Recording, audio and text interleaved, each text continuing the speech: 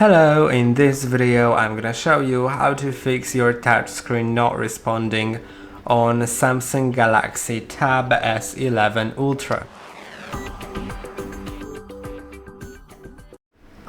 If your touchscreen is not responding, you should begin by trying to remove the screen protector because it may cause interference. But before you do that, also you can first, if you can do anything on the tablet, then you should go to settings. Okay, now go to of course if you can, because if you can't then there's nothing you can do, but go to display and go to touch sensitivity, and you can enable it so the screen will be more sensitive to touch and may recognize your touch.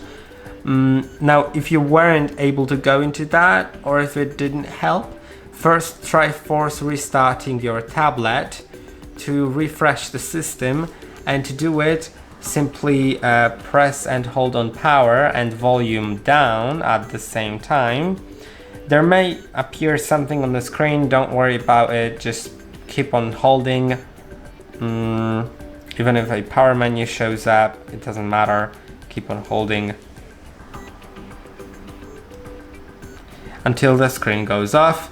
And now we're gonna get to the part with the device turning on. And after that, if it didn't work, then this is gonna be the time where you should try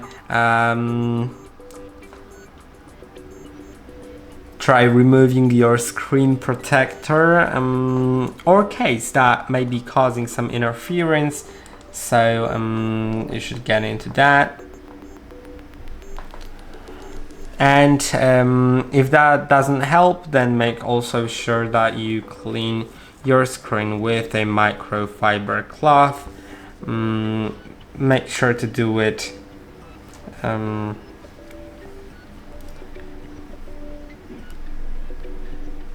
the whole screen, right? And now if that doesn't help, then you may need to try booting into safe mode to check app issues.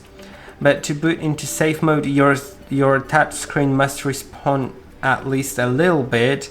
And before we do that, I think it's also worth going to actually an app called Samsung Members, if you can use the screen at all. Then you should go to Samsung Members, or I'm thinking if there's like a different way of doing that. No, I think we can just click on get started. Now, okay, it says that I need to sign into Samsung account, so I'll do it. It's gonna be worth it, I think.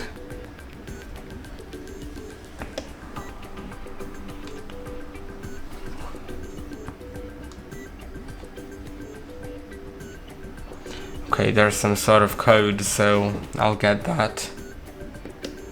Okay, I have signed in. Now it's doing some battery status, but I wanted to go just to the app and go to support, right? I was in support.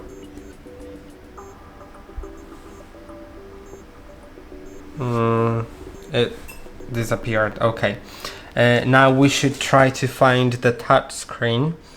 I don't really see it. Yeah, it's here. Okay, and now you should drag your finger across all the squares and see if they light up blue. If they don't, then touching that area was not recognized, so you'll know in what areas the touch was not recognized, and we'll try fixing it. Or if we fail to fix it all, then you'll need to go to a service, an authorized service, and they may need to replace the digitizer. What's great is that there is a chance that not the whole screen has to be replaced, just the digitizer without the screen itself, so it may be a bit cheaper than the full screen replace.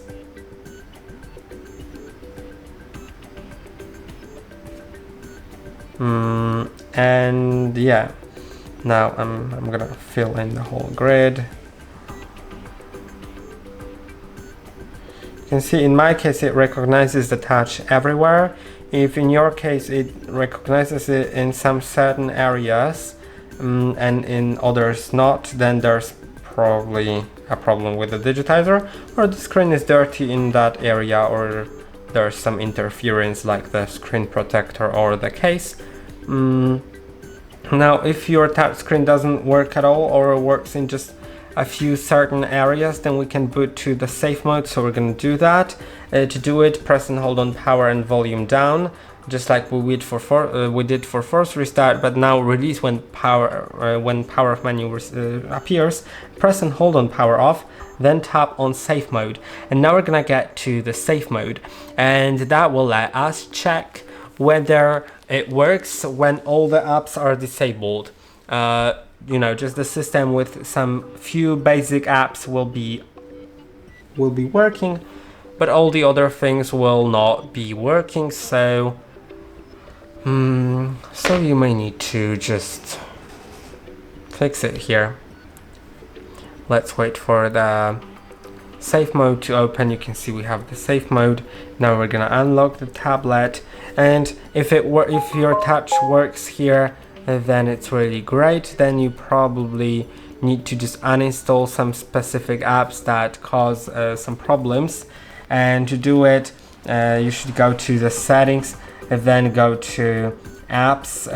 It's gonna be here, and now if there's any app that you think might cause something, if it's an app downloaded from the internet, like from an unknown source, or just like just a new app that you have downloaded, you may try just uninstalling it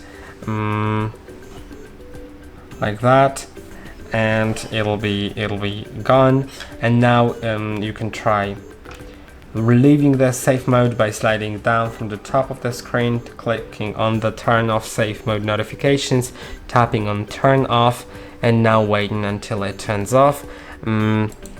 And the tablet is gonna restart itself, so I'm gonna get back to it shortly.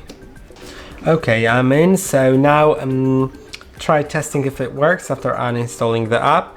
If it doesn't, then go to settings, and now you can go to software update, as long as you can use the screen. If you can't, then there's gonna be one last step. If you can, then go to software update, go to download and install.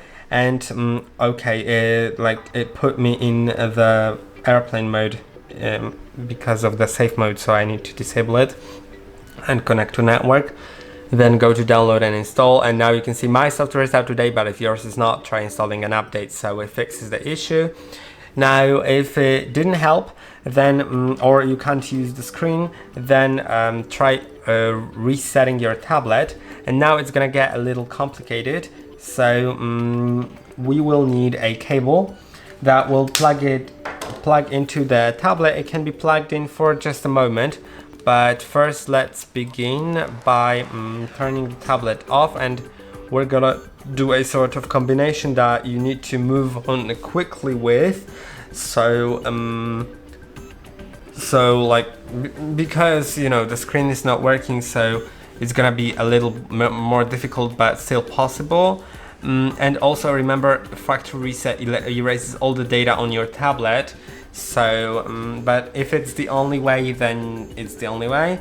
You can also try, instead of that, get into a service and servicing it. But if you want to try a factory reset, just remember it'll erase the data, and I'll show you shortly how to do it. Okay, I've tested everything. I'm pretty sure it'll work.